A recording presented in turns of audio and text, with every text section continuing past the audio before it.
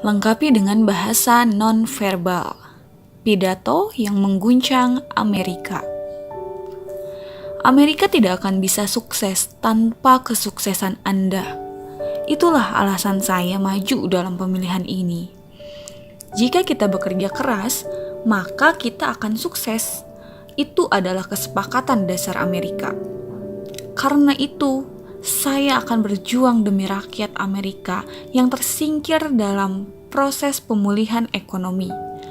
Kesejahteraan bukan hanya untuk para CEO dan manajer pengelola investasi global. Demokrasi bukan hanya untuk miliarder dan perusahaan. Pidato di atas diucapkan oleh mantan sekretaris negara Hillary Rodham Clinton pada 2015 silam, setelah ia terpilih sebagai kandidat dalam pemilihan presiden Amerika Serikat. Ia menyebut dirinya sebagai pelindung rakyat Amerika biasa dan menunjukkan dukungannya. Dengan pidatonya yang penuh semangat meski usianya hampir 70 tahun, ia disambut oleh banyak pendukungnya. Konon, ia menggunakan buku agendanya saat berbicara secara mendadak.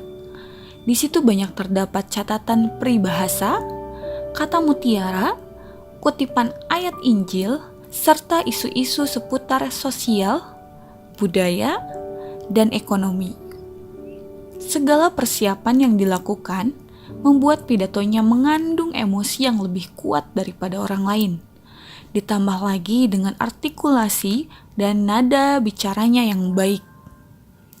Hillary memimpin dengan pasti di antara kandidat presiden lainnya jika dilihat dari pidato publik.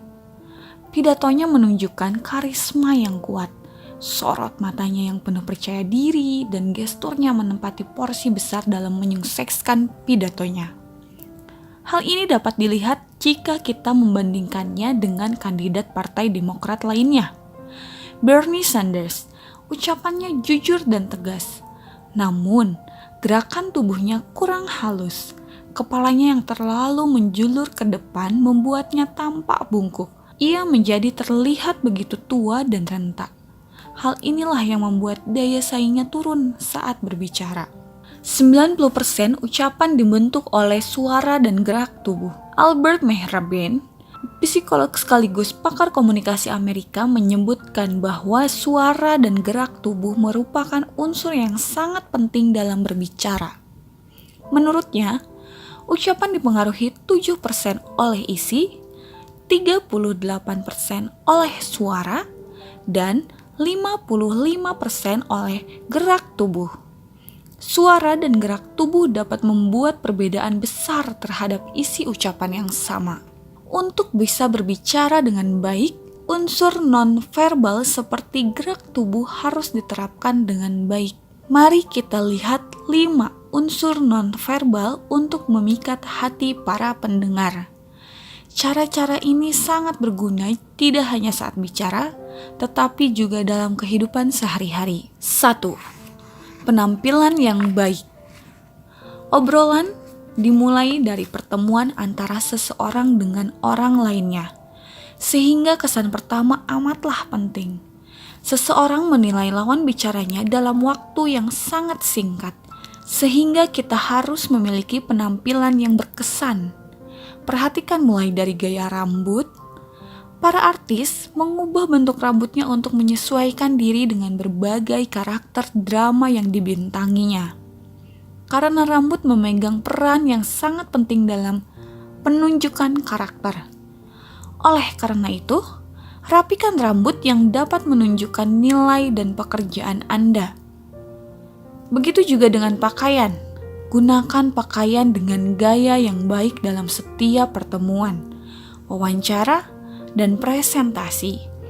Pilihlah dress atau kemeja formal yang dapat menunjukkan gaya Anda. 2. Selalu tersenyum. Kita mudah tertarik dengan orang yang berwajah cerah dan tenang. Sebaliknya, orang-orang akan menjauh dari orang yang berwajah gelap dan gelisah. Senyum memiliki daya untuk membuat hati yang melihatnya menjadi gembira dan akan merambat kepada banyak orang dalam waktu singkat.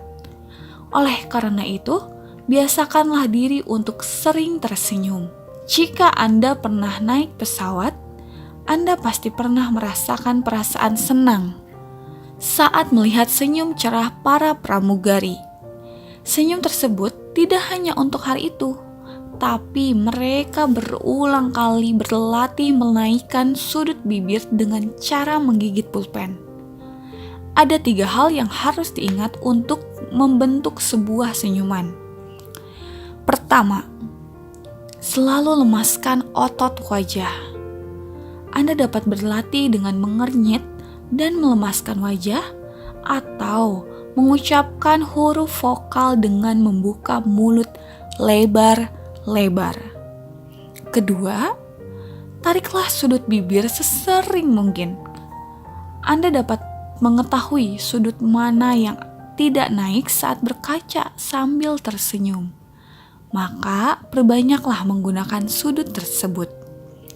Ketiga, lafalkan kata-kata yang serupa dengan kuki, wakiki, dan whisky. Praktik ini akan membentuk senyum Anda dengan sendirinya. Tersenyumlah dengan selalu mengucapkan lafal ini. 3. Pupil mata yang membesar dan tatapan yang stabil. Mata adalah jendela hati. Lewat mata kita bisa menyampaikan isi hati dan membaca hati orang lain meskipun tanpa kata-kata.